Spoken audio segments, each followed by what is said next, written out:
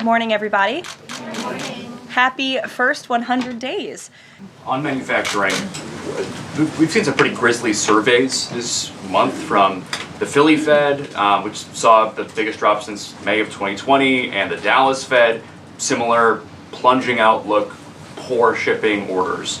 What are American manufacturers not understanding about your push for onshoring in the U.S.? Well, I think I was in the investment business 35 years, and I learned to ignore the survey data and look at the actual data, and the actual data has been quite good. The job data is good. Americans keep spending, and as Caroline said, we have these incredible commitments to bring manufacturing back on shore with record investment by domestic corporations and foreigners who want to come into the U.S. Thank you so much, Caroline. Thank you, Mr. Secretary.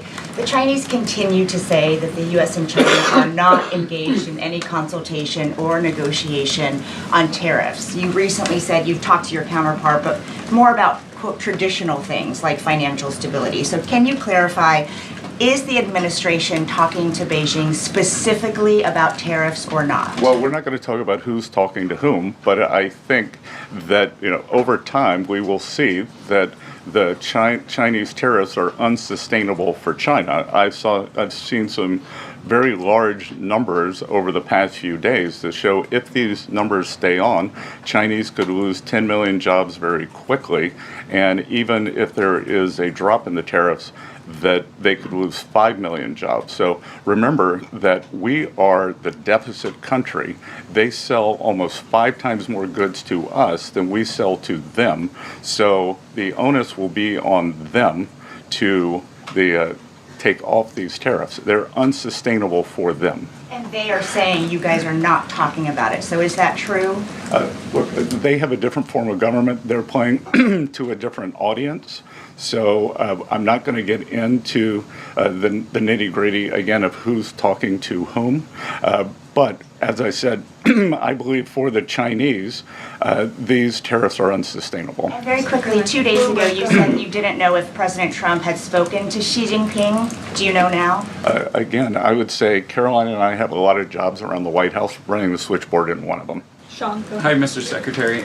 So it was reported this morning that Amazon will soon display a little number next to the price of each product that shows how much the Trump tariffs are adding to the cost of each product.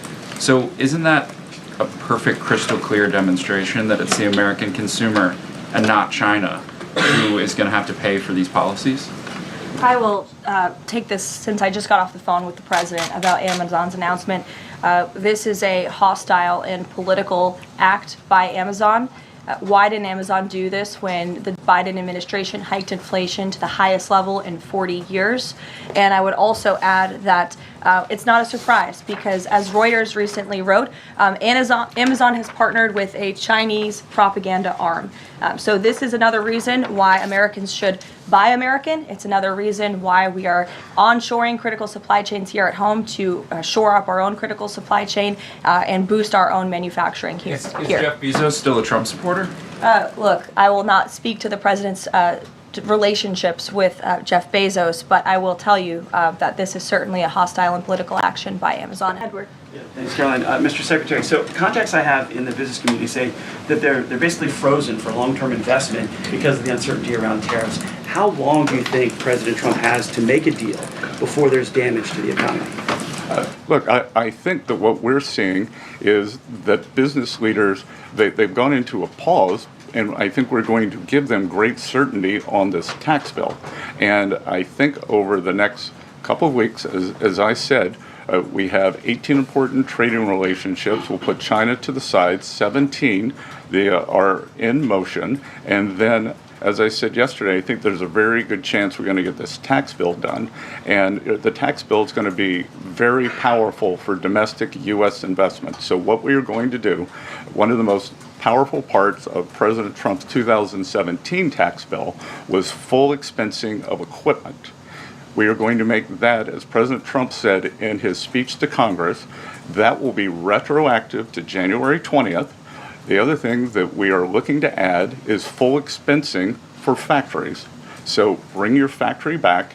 You can fully expense the equipment and the building. We will couple that with deregulation, cheap energy, and regulatory certainty, and that will continue to make the U.S. the greatest destination for domestic and foreign investment. And the just president- thank you guys. Thank you, Caroline.